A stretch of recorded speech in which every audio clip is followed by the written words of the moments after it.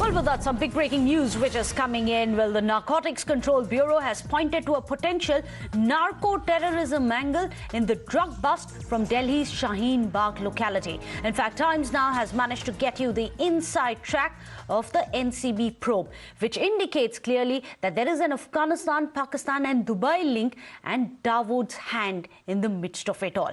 First, what we've managed to track down for you is that the drugs which were seized at Shaheen Bagh yesterday were linked to Dawood's operation. In fact, D Company has been operating a racket out of UAE. Well, Pakistanis and Afghanis are also part of the drug runners, and they are the ones who are carrying and transporting these drugs and pushing them into India. These drugs have been pushed in from Afghanistan and routed via Pakistan.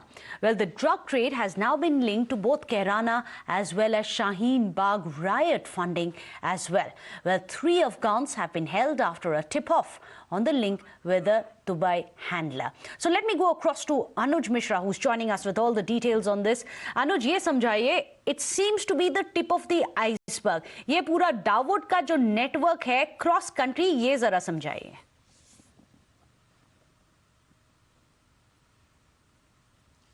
जी देखिए, इस पूरे मामले में Dubai connection सामने आया है और जिस तरीके से इस पूरे सिंडिकेट की अगर बात किया जाए तो 3-4 दिन पहले सबसे पहले ये गुजरात एटीएस जो है वो ड्रग्स बरामद करती है और ये ड्रग्स बरामद कहां से किया जाता है? पाकिस्तानी बोट से ड्रग्स बरामद किया जाता है.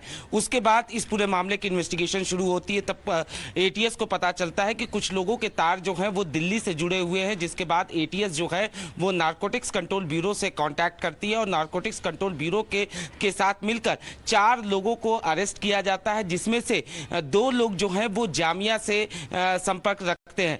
उसके बाद इनसे पूछताछ कर मुजफ्फरनगर से करीब 35 केजी जो है वो ड्रग्स बरामद किया जाता है.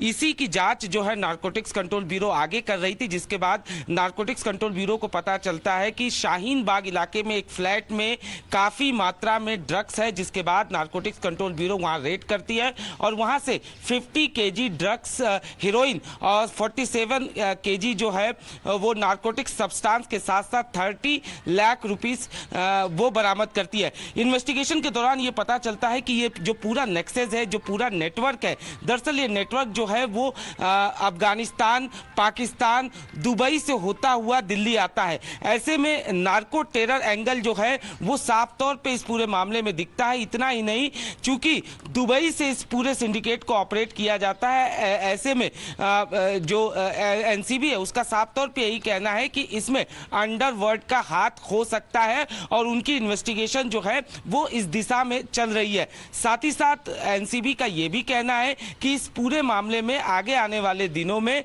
नार्को टेरर एंगल जैसे ही इस पूरे मामले में सामने आता है, निश्चित तौर पर इसमें एनआईए की भी मदद ली जा सकती है. हालांकि ईडी की मदद लेने की बात भी एनसीबी की तरफ से किया जा रहा है. तो निश्चित तौर पर एक बड़ा सिंडिकेट है जिसको ऑपरेट किया जा रहा था और इस पूरे सिंडिकेट में न सिर्फ नार्को टेरर बल्कि डी कंपनी का भी हाथ सामने आ रहा है. जी तो अनुज बता रहे हैं कि it's not just narco terror, D company, which is why there's a possibility for the money laundering angle. Even the Enforcement Directorate may be one of the central agencies to be roped in. Thank you so much for this mega Times Now exclusive, Anuj.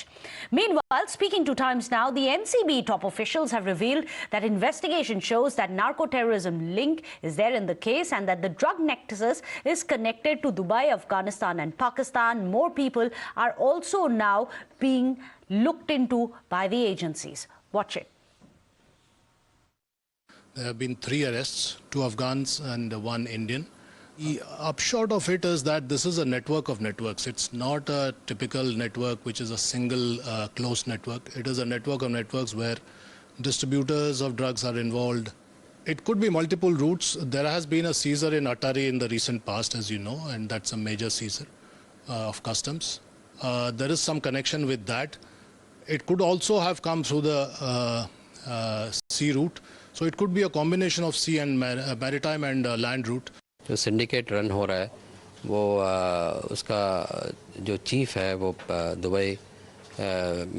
Dubai में है और वो वहाँ पे उसके associates हैं, अफ़गानिस्तान के हैं और पाकिस्तान के, और वहाँ से सारा कुछ ऑपरेट हो रहा है. इंडिया में जो मेन इनका पार्टनर है उसको हमने पहले दिन ही गिरफ्तार किया और उसके ड्यूरिंग इन्वेस्टिगेशन हम लोग 3 और लोगों की गिरफ्तारी की है। मुजफ्फरनगर से भी आप लोगों ने ड्रग्स की बरामदगी की, क्या कुछ ट्रेसेस मिल रहे हैं उस मामले से और इस मामले से? दोनों केसेस के इन्वेस्टिगेशन में ये बात सामने आ रही है कि लिंक है, दोनों केसेस में लिंक है।